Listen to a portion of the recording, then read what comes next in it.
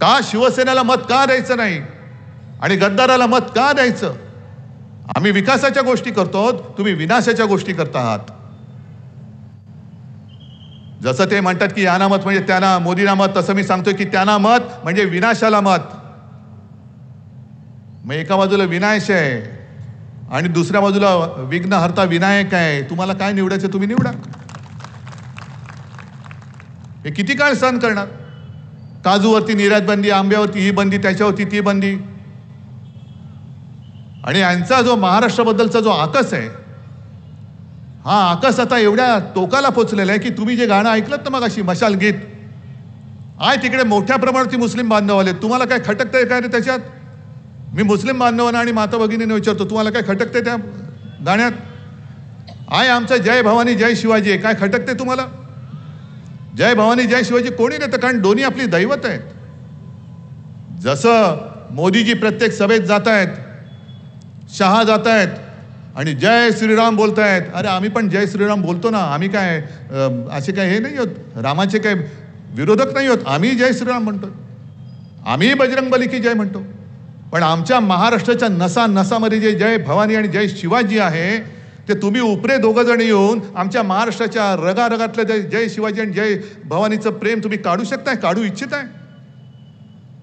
तुमचा महाराष्ट्राबद्दलचा आकस, तुमचा उद्धव ठाकरे बद्दलचा संताप, ठीक आहे, मैदानात उतरा. उद्धव ठाकरेला संपवायचंय ना. उद्धव ठाकरे मैदानात उतरलाय, तुम्ही मैदानात या आणि लढून दाखवा उद्धव ठाकरेशी. होऊन जाऊ दे समोर समोर. पण सोबत तुमचे सगळे जे घरगडी आहेत, ईडी, इन्कम टॅक्स, सीबीआय, ते उद्या आमच्याकडे असणार आहेत, आमच्या अंडर असणार आहेत. आज तुम्ही ज्या पद्धतीने त्यांचा दुरुपयोग करतात, त्या अधिकाऱ्यांना सुद्धा सांगतोय, उद्या आमच्याकडे आल्यानंतर तुमच्या नांग्या ठेचल्याशिवाय आम्ही राहणार नाही. ज्या पद्धतीने तुम्ही राजन साळवीच्या घरात घुसलात, उद्या आमचं सरकार आल्यानंतर तुमच्या घरात घुसल्याशिवाय राहणार नाही. राजनच्या घरामध्ये घुसलात. मी मागच्या सभेत सुद्धा बोललो होतो, सगळ्याची किंमत किती, ह्याची किंमत किती, टेबलची किंमत किती, खुर्चीची किती, शिवाजी महाराजांच्या पुतळ्याची किंमत कोण ठरवणार? मोदींचा घरगडी. अहो, ज्यांना महाराजांची किंमत नाही कळत, तो आमच्या देशावरती राज्य करतो, हे आमचं दुर्दैव आहे. महाराजांचा पुतळा म्हणजे नुसतं काहीतरी चिखलातून बनवलेलं काही मूर्ती नाहीये, ते दैवत आहे.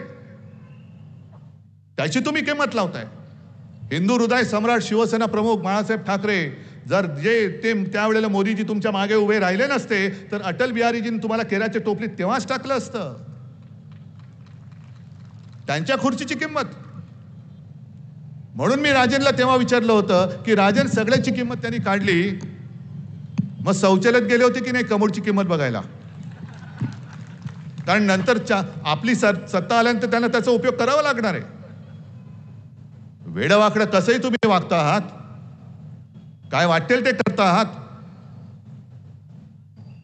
आणि तो जो काय त्यांचा नारा होता 400 पार, आता गप्प बसले. कारण काहीच चालत नाहीये. 400 पार कशासाठी? तर आपली घटना बदलण्यासाठी.